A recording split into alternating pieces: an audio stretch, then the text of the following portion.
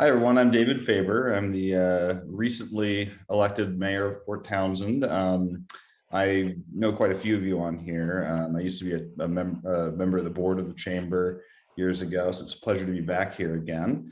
We're here for the state of the city meeting. Obviously, the last 2 years have been a fairly difficult time, but we also are here. While we're going to recognize the troubles we've been in, we're also going to recognize a lot of big successes we've had in the last couple of years.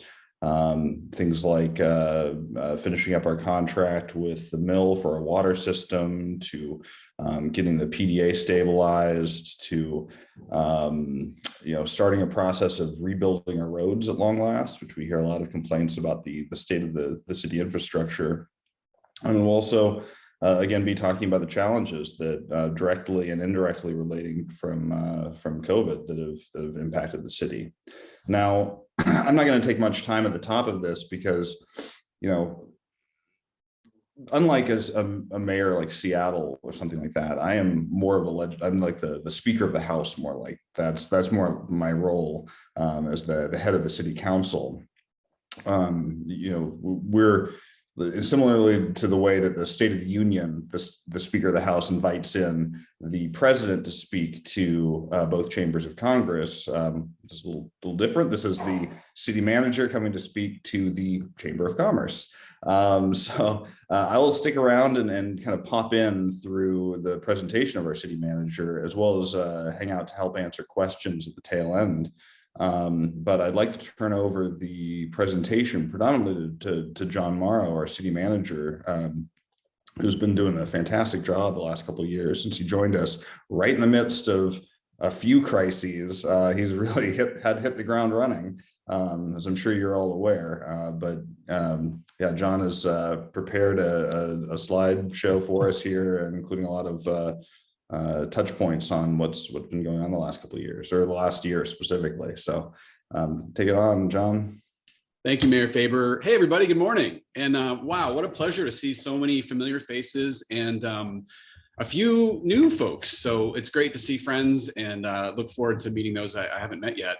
And just to tag on to what Mayor Faber said, he's quite a humble gent.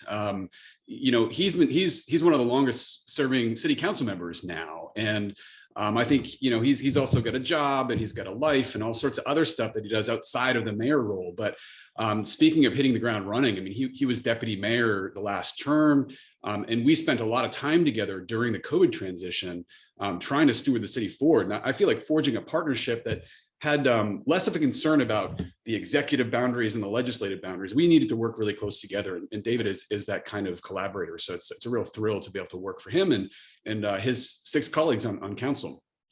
So what would a presentation be without PowerPoint? I mean, it might be more fun. It might be more in person someday. Maybe we'll do that.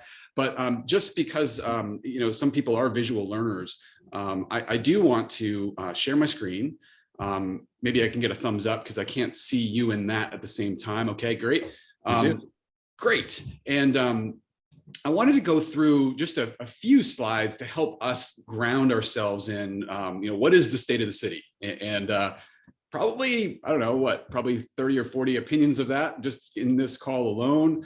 Maybe I could just say, state of the city is strong, but tired. Resilient, tenacious, and boy, we're just always given some surprises. So let me unpack that a little bit for you. And I think the best way to do that is to just start with challenges. And it's probably pretty quick, because I think we're probably all viscerally aware of the challenges that we've been all facing, no matter what the sector, no matter what the individual, no matter what the location. I'd like to call some attention to successes in this past year. Mainly because this is the debut of my early thoughts and the team's early thoughts on our annual report, which is something we did for the first time last year as a public-facing document that actually tells a story of what the city residents and visitors get from the city, and hopefully some honest reflections on things we've learned. Speaking of that, some lessons learned, or maybe relearned, and then some aspirations for 2022. I mean, I realize we're squarely in 2022, so some of that's work in progress, but wanted to give you a sense of what's on the docket And I think I framed that in terms of our strategic plan, the sort of 5 pillars of that. So that shouldn't take us the whole hour. That should take us, maybe half an hour, and then maybe a little bit more. And then we can spend some time with Q&A and some discussion as Arlene and you all feel is appropriate. So I'll dive in. And, the challenges don't all fit on one slide. So, but I've tried to kind of cram a bunch of things in here. And the first one's just obvious. We're still in this pandemic, and I don't need to go further there because you all know that.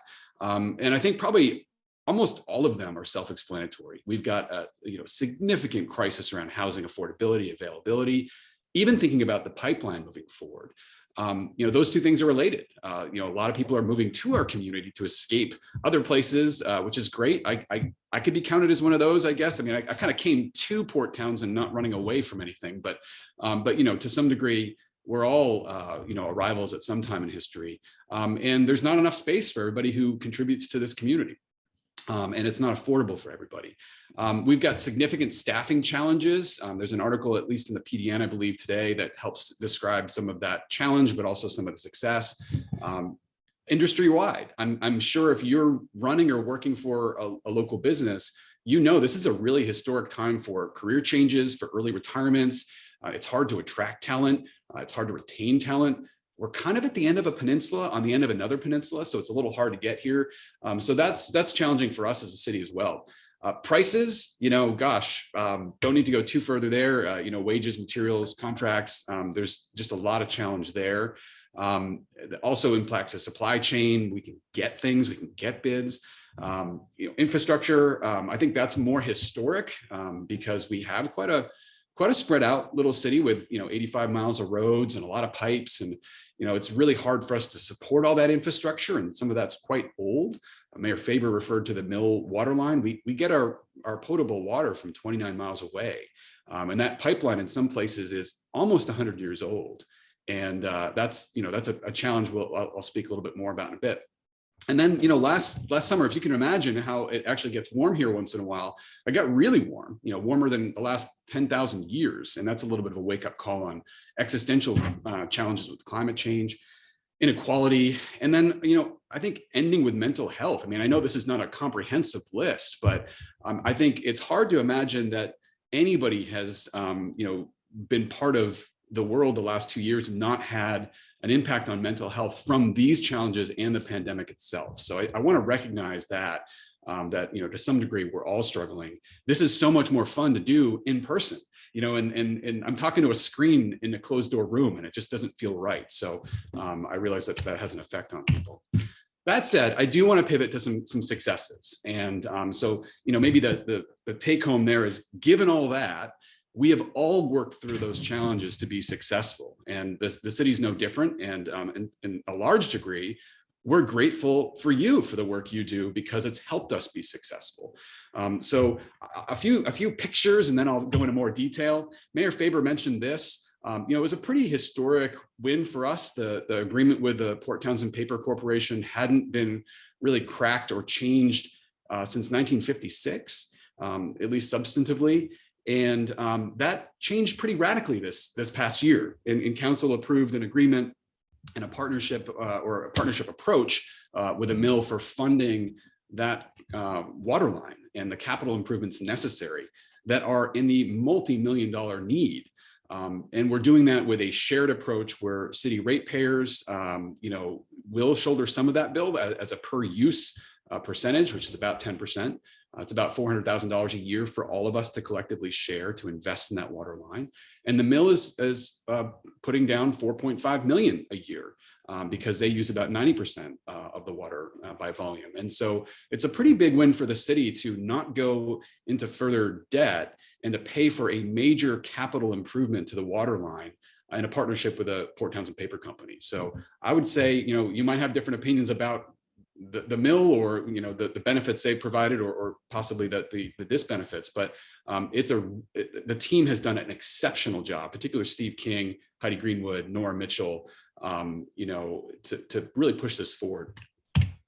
The other one I want to show by way of photo, it's not a great one because we haven't built anything there yet, and we won't be the ones to build it, but we acquired a property right at the Rainier roundabout that we're calling Evans Vista.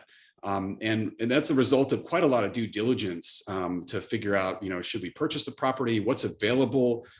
The goal here is affordable and workforce housing. And after quite a lot of process, a legislative agenda that the priority was housing, still is. And we received $3.1 million in 2 grants from the state, one to purchase the property. So this property was purchased almost exclusively with state funding. And then another grant for 1.7 million, which we have yet to tap to improve the infrastructure there. So particularly the sewer. And I can go into more detail here, but it's going to require all of us. It's going to require housing providers we've talked to almost all of them, or at least 11 or so of the housing providers, our colleagues at the port and the PUD and the county. And now with the community about what this could and should be to unlock workforce and affordable housing in that location. So first win was acquiring the property. We have a lot of wins ahead. Another win, that a little under the radar, but we have a pretty engaged and passionate group of aquatic users. And speaking of infrastructure, our pool is really tired. And we, this past year, entered into an agreement with the YMCA to operate the pool. So we could focus on the maintenance of the boilers and the system, which is really a challenge. And the Y can focus in their sweet spot, which is providing great programming in aquatics. And so, that was a big win, especially because we didn't have a parks team explicitly. We've been down staff, and we've tried to thread the needle by keeping it open as long as we can and actually transferring that operations. And the Y has just been brilliant. And then recognizing some of you actually work probably within the scope of this photo, Mayor Faber also noted the PDA, and it's been a historic couple of weeks for the PDA and hospitality arm. That was a real hot mess for a while there, and I think with some real tenacity and collaboration, not out of the woods, but in a much brighter space there. The city's involvement in that was really reworking the code, the city code around oversight. And so we've done a lot more to work collaboratively with state parks and the PDA, and frankly, a lot of the partners to get ourselves right side up. And it couldn't come at a better time. We also won a national award. I just wanted to at least let people know that the collaboration with the Port, PUD, County, and City, of which there was another joint meeting last night of all the elected members of all bodies, was something that we won an ICMA award. That's the sort of the body of international city and county management. And it's maybe a small win, but I think it's indicative of how we're better together. And I really applaud the elected officials at all of the agencies for being gutsy and collaborative at working together, particularly on COVID recovery, but also what's next. We've talked about economic development. We're talking about infrastructure, and it's really unlocked the door for a new era of intergovernmental collaboration. All right, and then of course, I'm going to put it on, I'm not going to go through each of these things in great detail, but I've taken the successes beyond those few that I showed pictures of, and I've tried to kind of get some general themes. And one, I think I'm hearing, particularly from the public and also from city council, a desire for enhanced accountability, transparency, and clarity from the city. And I've taken that very seriously since I started 2 years ago. And I'm not pretending that I'm the only thing that's changed that. It's certainly not true. I've got a great team, of which I think some are on this call. And so together we've, like I said earlier, published the first State of the City report.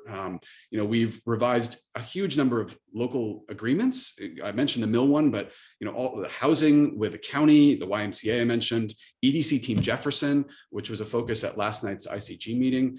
I mentioned Fort Worden. We've really done some other changes around how we do our work plan and budget development to make sure we can get greater engagement with the public and with City Council. We've revamped our City Council committee structure and advisory board structure, or at least council approved that. And I think the idea is to share the load more and to get the most out of our advisory bodies and to be all pulling in the same direction. We've created a few new roles, including the Director of People and Performance. And that, from an internal accountability point of view, is important to me because we've never had a director level HR function. And in fact, for a long time, the city never had an HR function. And in order to get the best out of our people and deliver the best service and value for the community, That's a really pivotal role. And I'm just thrilled that Pamela Martinez is in that role now as of October. We've done a few things like stewarding the salary commission, which is a very open conversation with the community about council compensation. I'll be honest, they're not compensated that much for their time. They probably make, I'm going to guess, under $1 an hour for their time investment. But I think it's important to recognize that and adjust it for the first time since 2007. And then, we welcomed 3 new city council members on board, and I don't believe we've ever had a program for doing so. It continues. In fact, today there's a tour at the water treatment facility with some of the new council members to get them up to speed on our facilities. So I just want to say this is not the end all be all of accountability and transparency, but we have a deep desire, including this call, to be quite clear about what we're doing and why, and to enter into engagement with the community so that we can all participate. The second theme is partnership, and I even include the word courage here. I'm not trying to be too cheeky, but really there's some gutsy moves that the city and actually all of us need to make in the coming years if we're going to not just steer the ship slowly toward demise. And that includes, we can't ride out a 100-year-old water pipeline and just hope that it's going to be okay in another 100 years. We can't, assume that maybe house prices will fall and we don't need to create more supply. Those things require some really difficult decision making. And that's why those are the first 2 bullets here. We need to do this together and invest in collaboration, really take on complex issues together. Also in that list, I included, bank capacity and actually, balancing our budget. I mean, that's a big win in a year where we had over $1 million last year just wiped from our revenue stream. So, just delivering a balanced budget and understaffing constraints is a huge deal. I mentioned that award and the why. We've really tried to re-engage too through calls like this, our new social media channel. I do a weekly show on KPTZ. Want to be accessible to the public. And if you have ideas on how best to meet people where they are, I'm always open for ideas.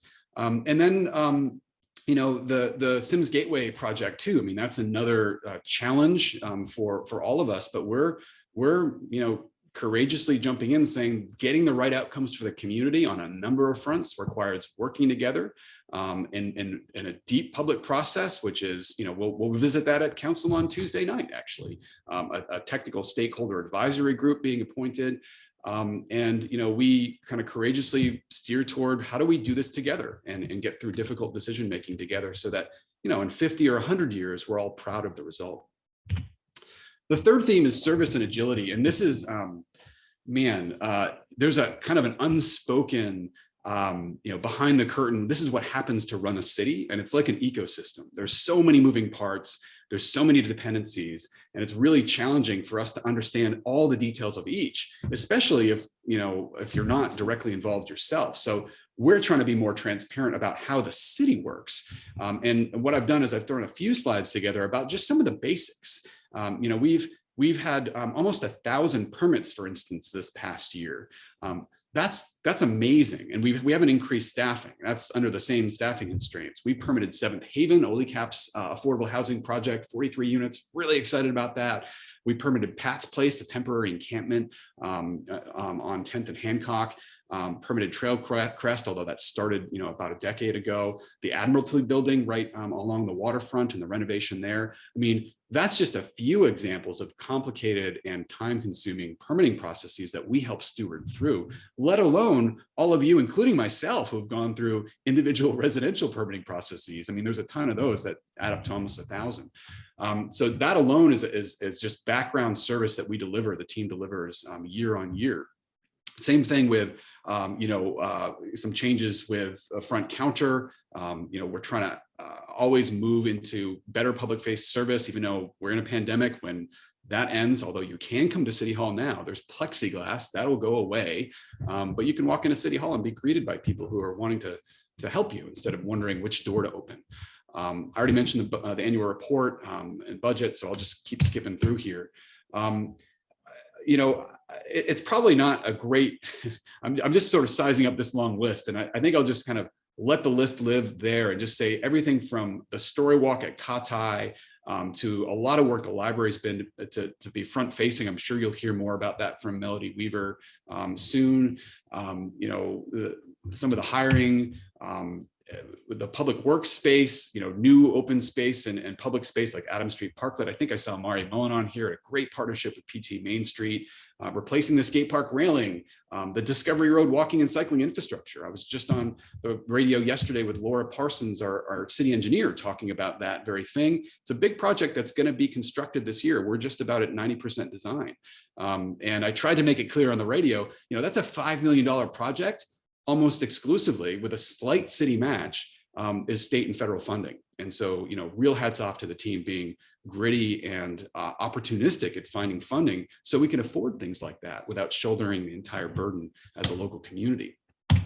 We can roll the tapes and go into more of that. And actually, this is a preview of that annual report. And I'll go into more detail on that annual report when it comes out, perhaps, I think probably next month. I think we usually launch it, or at least we launched it last year in March.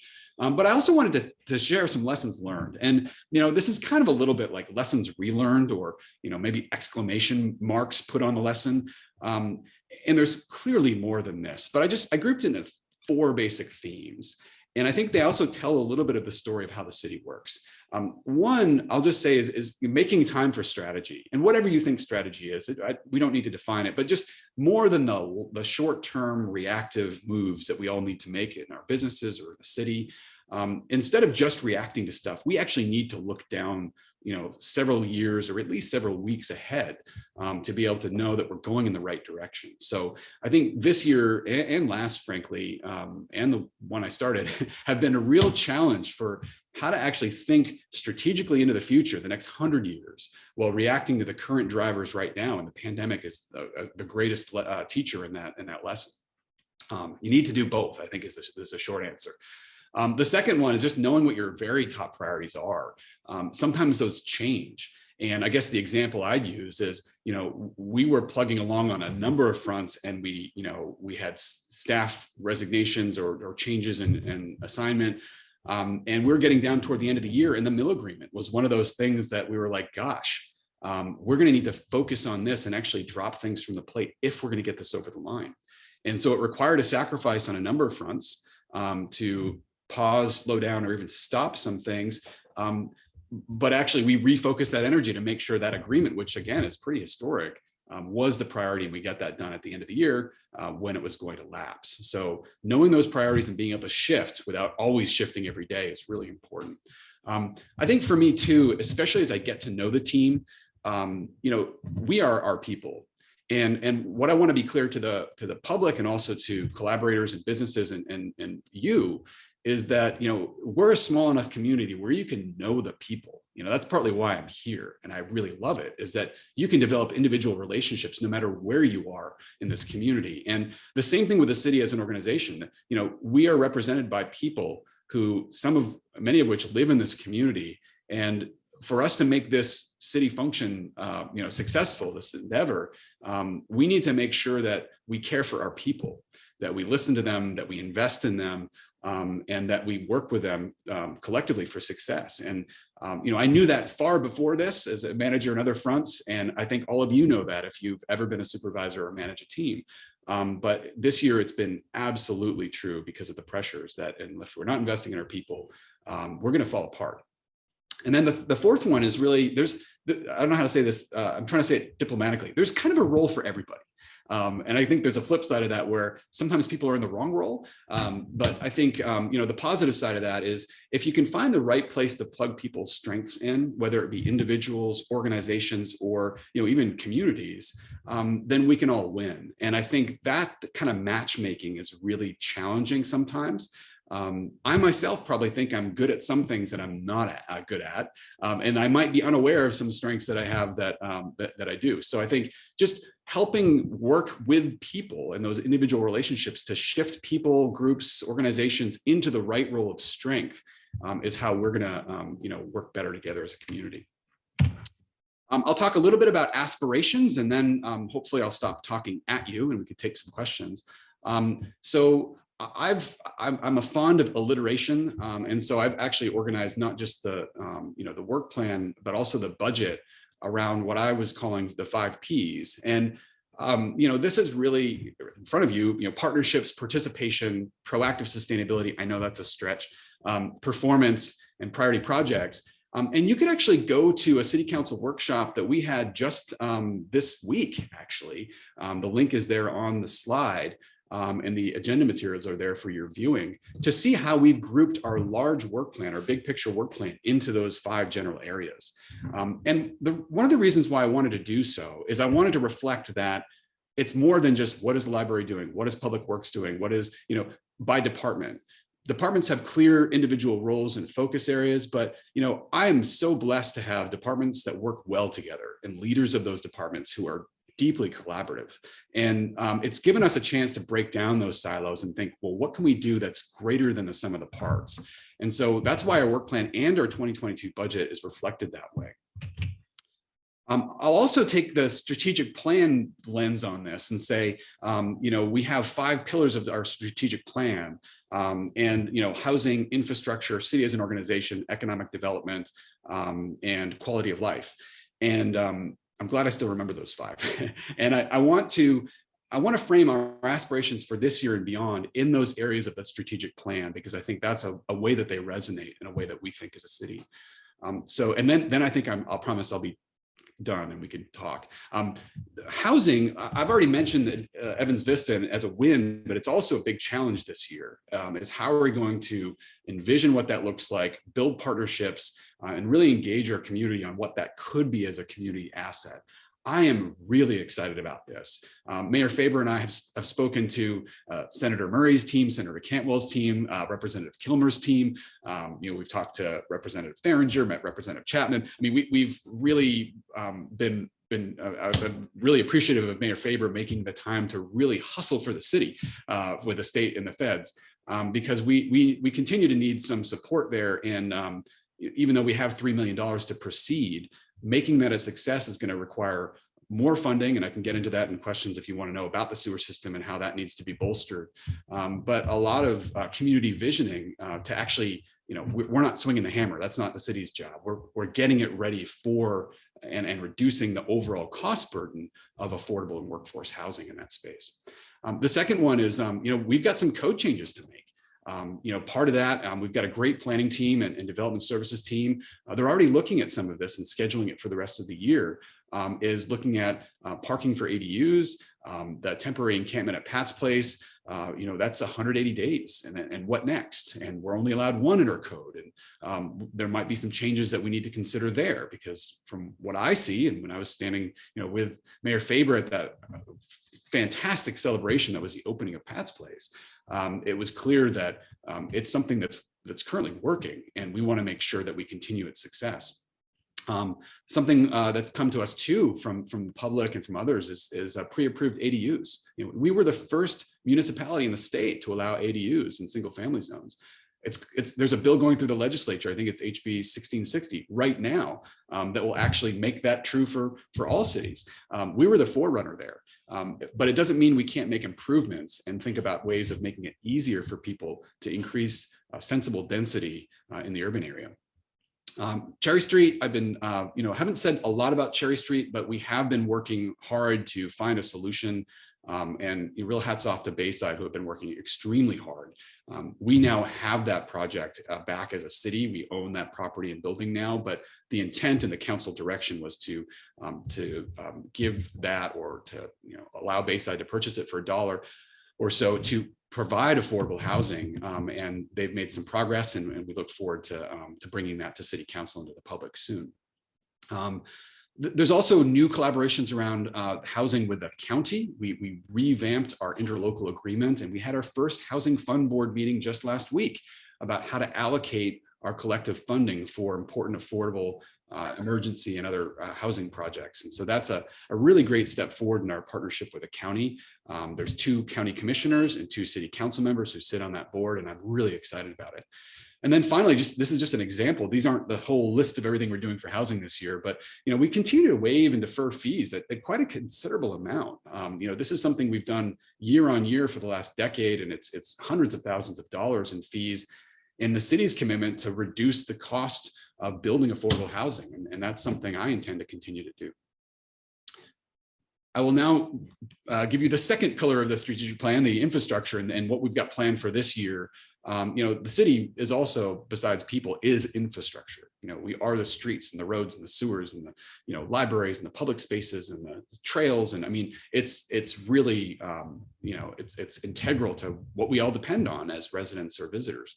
And so, we continue to deliver the first bullet about, streets, trails, and parks. We this past year put in our budget a bank capacity project list, which we can get into the detail later in questions, I suppose. But, because we annexed into East Jefferson Fire and Rescue, this allowed the city some capacity to allocate funding. And we went through a pretty robust process last year to focus on the top level of streets, trails, and parks projects that are on the long list. And so it's my intent to steward that, both delivery of those projects this year, although we're missing 2 or 3 key public works functions to help us do that at this point, but also to take that on again next year with another list of projects. A lot of plans. So general sewer plan hasn't been updated since about 2000. Things have changed since the year 2000. So, we need to think about the things that you don't think about that are literally almost underneath me right now that go through Memorial Field. We have sewer pipes everywhere, and we all really rely on that not functioning well. So we want to make careful and strategic investments in that system. Same thing with streets. As Mayor Faber said, we got about 75% through our comprehensive streets program last year, and aired it at council and at committee at successive meetings to walk through how we operate, maintain, and invest in our streets, and program our streets, actually. And we'll finish that off this year. And it's a great base to start talking about other things like, what do we do about a comprehensive approach to parking? What do we do about financial sustainability and investing in those streets? And so, it sets us up for success and gets us all on the same song sheet.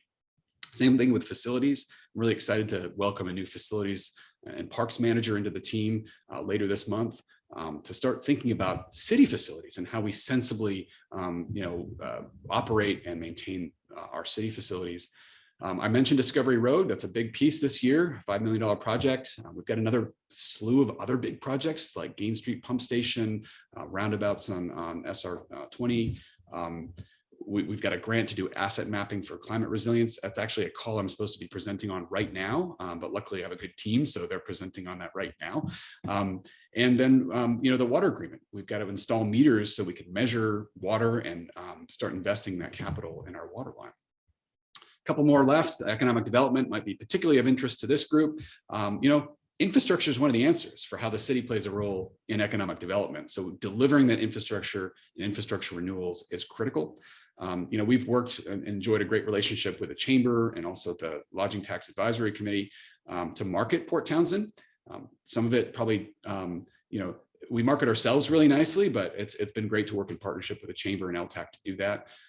We collaborate as part of this new model of EDC Team Jefferson. Like I mentioned last night, that was part of the discussion, and the new executive director, Cindy Brooks, was presenting to all 4 agency electeds last night. And then speaking of the ICG, that framework was blessed and approved last night and will help coordinate investment into the future. And that was the next discussion last night, was how do we as agencies coordinate around federal infrastructure asks and get the most for our region. And then finally, we serve on NODC, alongside council members, but also MIA staff to coordinate our approach with Clallam County around economic development. Quality of life, I am thrilled to tell you, and you might have seen it in the PDN just recently in the leader, but we're going to start talking publicly and engaging publicly around the future of parks and recreation. And we've got an absolute rock star parks director coming from the city of Redmond, who also has a house here. I think she's making the transition, Carrie Height, and she's going to be stewarding that process over the next couple of years. And the quick bit on that is, the city can't control, everything around parks and rec and attracting and maintaining, our age diversity and families and young ones, but we can play a role. And I think this is one of the places we could play a pretty big role. And I think our employers and our families and our community as a whole really depends on that. So I'm really excited for that. It's going to be a lot of public engagement. We're also launching a race and social justice advisory board this year. We're, like I said earlier, delivering the Sims Gateway project in real extensive partnership with the Port and PUD and others. That stakeholder engagement is core to that. We've had a couple town hall meetings. We'll continue to be very publicly accessible and involved there. And then, the programming at Mountain View Pool is a really important way for us to get the most out of quality of life. And the same thing with the library. The library delivers 24-hour service, I know Melody would say, through their programming and their materials. Finally, the city organization. I said, we are people. We are the people who work for us. So we have some new directors I mentioned that we hired. This past year, we hired a new police chief and a new people and performance director. Like as in the paper, we are hiring, starting this next month, a parks director and a finance director. The finance director is retiring. We will have a community development director open as well. So real sea change and new leadership, and it's an exciting time. Same thing across all aspects of the city. So recruitment and retention is really key. We're excited to revamp our volunteer program. I think I saw Bree on the call too, our amazing parks lead. It's a real passion of Bree's, and I think those on this call, I think a lot of you actually do volunteer a ton of your time to this community. So we're really excited to re-energize the program. We're also excited about How Your City Works program. That's alongside Engage PT. We'll start to unpack how our water system works, how our streets work, how our wastewater works, make that more publicly accessible. And then finally, our financial sustainability project and task force. How do we sustain what we're doing over the long haul? And what real difficult decisions do we need to make on investments and priorities? We have a task force that was appointed by council. We've had to pause that because of staffing issues and onboarding a new director, but that'll be something we start later this year. And it's a multi-year effort, but it'll help make sure that we can continue to deliver the services that we all depend on. That, my friends, I believe is the end of my rant. But I think the last point I want to leave you with is, this is not a what's the city doing state of the city. This is an everybody thing. We are a community where we all depend on each other. And as I was standing in that photo, just right when I arrived and before we were social distancing, it was abundantly clear to me. We have talent, we have energy, we have creativity, and that's going to be integral for us moving forward. So thanks for the opportunity to talk, and look forward to some questions. John, we have a couple of questions in the chat, and the first one is if you could send me the slide deck so I could send that out with the YouTube link, that would be perfect. So know that we'll send that out to all of you. The second is about increasing density in Port Townsend through duplexes, triplexes, in addition to the great work that's being done on the ADUs. Thoughts on that? I don't want to undercut a real expert in the field here, Mayor Faber, because he's been passionate about this subject for a while. So, David, if you want to take a cut, or yeah, I'm happy to touch base on this one. Let me start by saying that the legislature was, until recently, it died on the House floor, a bill that would mandate cities in Washington State with populations in excess of 10,000 to allow duplexes in single-family zoned parcels. I should note, did the actual question get read? It says, do you have any thoughts on increasing density in Port Townsend through duplexes and triplexes in addition to ADUs? So there has been a concerted effort by the legislature. California and Oregon's already taken these steps to mandate what's called middle housing, or what's housing, and that's this sort of concept of duplexes, triplexes, other fairly inexpensive or comparatively inexpensive means of developing additional housing. I have been a proponent of this idea. I think we should generally be looking at increasing density, especially in the proverbial urban core of the city.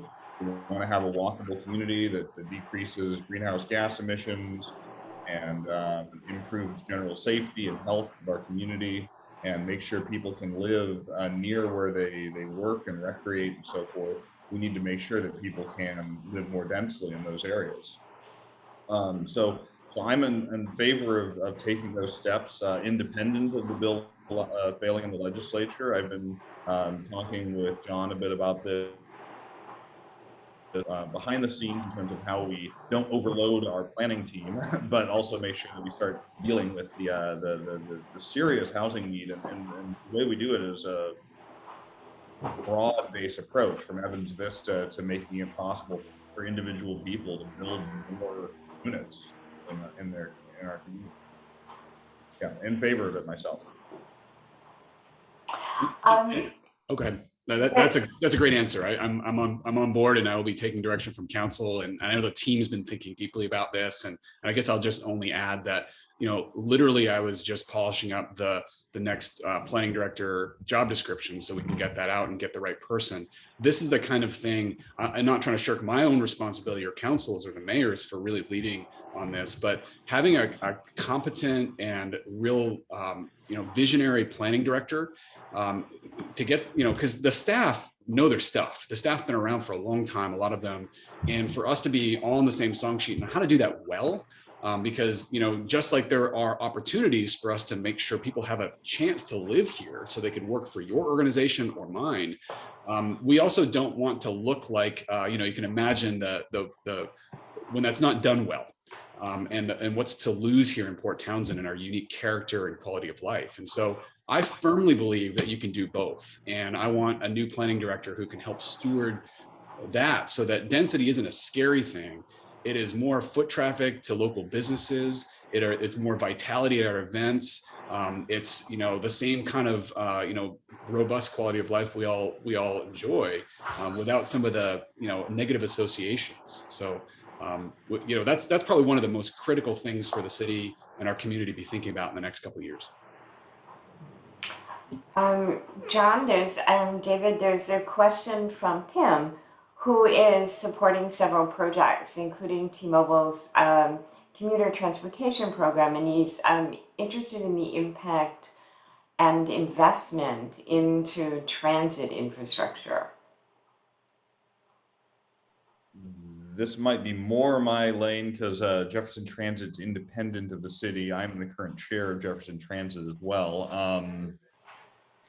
I see how to answer the question. Let me read it again. So Jefferson Transit's in the process of, and has historically been sort of dealing with a hangover from the financial crisis of 2008. Finally, it really has its finances under, a strong foundation of finances under itself. And we are looking to expand our offerings from both in terms of we starting a new service very soon, connecting Port Townsend with the Kingston fast ferries to Seattle and Edmonds. We're also continuing to look at expanding our service bays and our park and ride to make it possible to facilitate more buses, which is sort of a preliminary step towards getting more service on the road in general. And then beyond that too, just to touch on transit additionally, we're continuing to explore alternative fuel buses, predominantly electric buses in our more rural areas. It's very difficult to have an electric bus just because of range issues with current technology, but we're exploring that consistently. I'm hoping to see more movement on that soon. So there's a lot going on with transit that is a little bit independent of the city. I mean, we're involved, but yeah, that's helpful. Go ahead, Arlene. Go ahead, John. I was going to say this next question definitely is you. And that is the difference between, yes, Enjoy PT and Engage are very different. Yeah, but related, they're both awesome. Thank you, Rob. That's a great question. It makes me think, ooh, we should probably message that better. So yeah, Enjoy PT, Arlene can speak to, it's just an awesome hub for, marketing and for what's on offer here in our wonderful community. Engage PT is our homegrown, and I put the link in the chat box. It's our kind of homegrown how to engage on issues that are, of kind of large priority importance for the city, and that probably will come forward to council in some way. We kicked that off during the pandemic because we wanted to help people understand how they could still have an influence and be engaged in city decision making. And I say it's homegrown because, we don't have a PR firm. We don't even have a communications staffer. So we bake that up in house, including the logo, including the website. And I know it's not flashy, but I think that actually tells a cool story in itself, that we could actually find a way to direct people to say, how do you have your say? I've asked department directors and teams to put complicated things into one pagers with timelines so people can follow along. So if you haven't seen it yet, city website, Engage PT, you can click it right on the homepage. So we have a question on the zoning for ADUs and speaking to the next steps so that we can increase the number that we have. Mayor Faber, do you want to go or you want me to? Okay. I think this is a pretty quick answer. We currently have tasked our planning commission with taking up the issue of off-street parking requirements for ADUs, which look like they're going to be mandated by state law to no longer have off-street parking anyway. We're starting that process probably in the near term, and beyond that, we need to probably get the council or the City Council Infrastructure and Development Committee, one of those bodies, to task the planning commission with looking at additional changes around ADUs, potentially in anticipation of the Senate passing House Bill 1660. So part of it's a waiting game to see exactly what the state's going to require, but I think we can probably do want to start looking at, can we get a jump start on some of these parts in the next year or so. Arlene, I'm getting a little bit of chatter from your mic, but I realize you have to keep turning it off and on. So yeah, my bad. Yes, that's because a lot of people are coming into Port Townsend right now for the weekend. Hey. It's exciting. Hey, so we get to hear that and count the cars. Well, maybe that's a good segue to the question around parking. Is that fair to say? Because that's on everybody's mind. And I appreciate and that's the first big question from our YouTube and Facebook group as well. Great. Okay. Yeah. Let's make sure we don't miss the opportunity to answer some of those questions. So again, Mayor Faber, I don't want to jump in if you want to take a stab at that one or. No, please do. Okay. Yeah. So this has been something, there's a nice little list of things that I had on my wish list in 2019, right before the pandemic hit. Two of those that might resonate are deer and parking. And they're actually might be related in some weird way. Given the pressures and the challenges, I think they're both important for the city to move forward on, but we want to do it at the right time.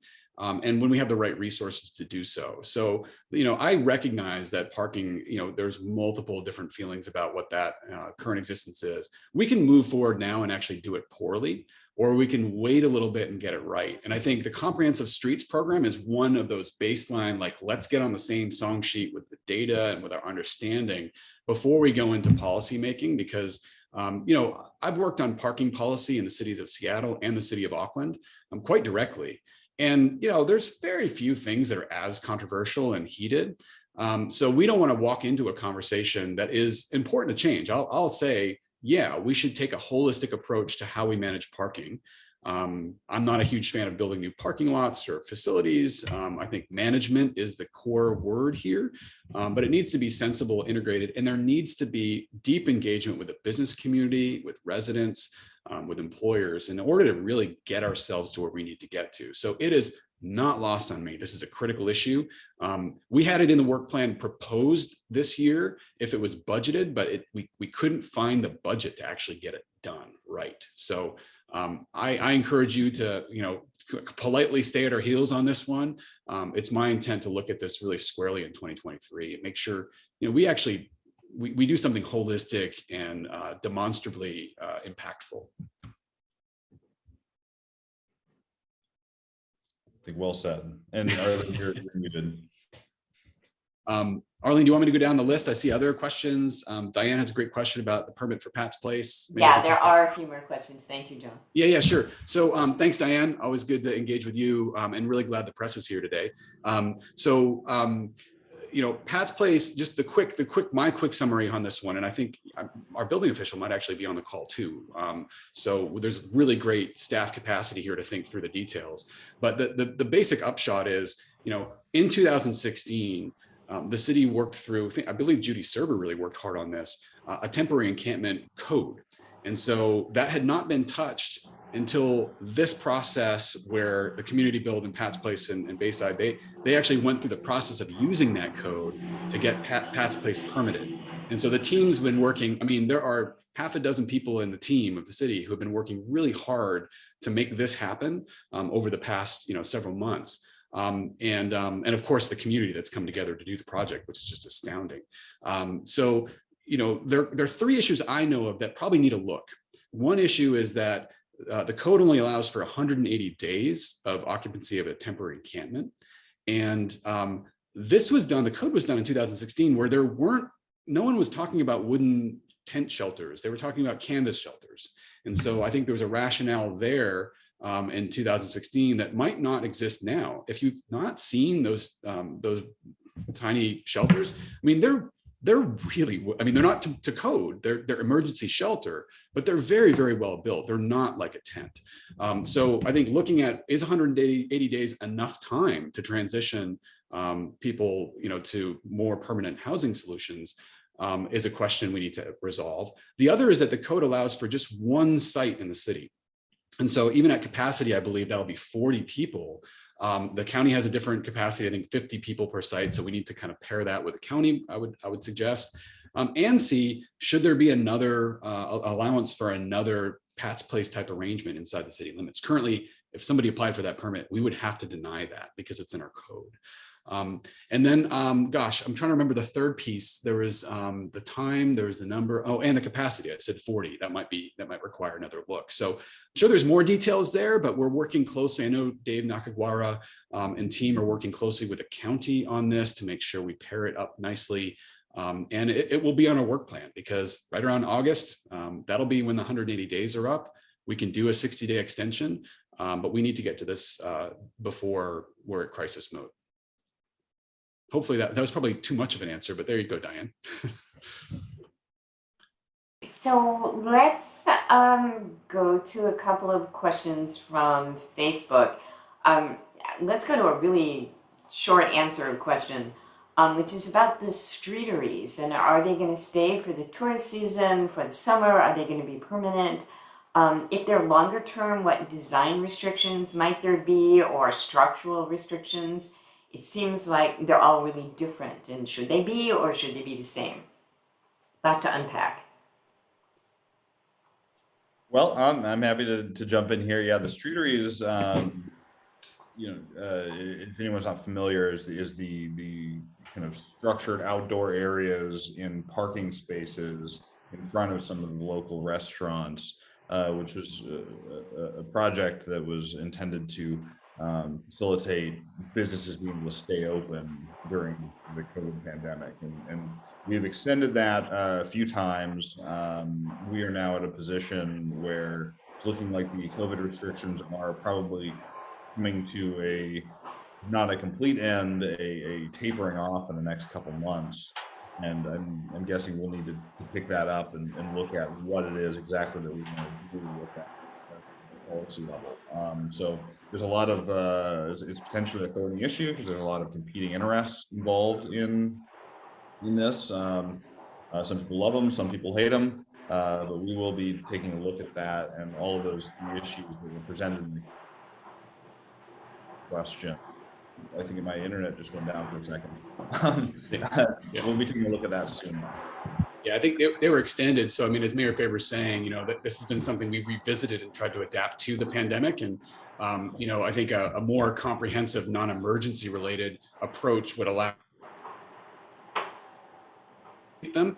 Although I will say PT Main Street was just, a real champion partner here, surveying people and asking, what do you think? And of course, there's always over 10,000 opinions in a 10,000 person town, which is great, but a vast majority of people were quite supportive. And some actually saying, let's make them more permanent because, we want the look and the feel to be standardized. So I personally believe that re-looking at public space and the best use of public space is important for a town that's just simply beautiful, and we should be out there enjoying it. I'm not saying that some of it shouldn't be used for parking, but when we took less than a dozen spots and did 4 or 5 streeteries, to me, that's a good trade. especially when businesses were struggling. And we wanted to get people into local businesses and out in a place where they could eat and enjoy the food. So there is another question, and you touched on this in the big picture, climate change. But the question was, now that this is an accepted real thing, and so are rising seas, what actually is the city doing to work on this? And I know that's like been a work in progress for a really long time, but I think it's a well-kept secret.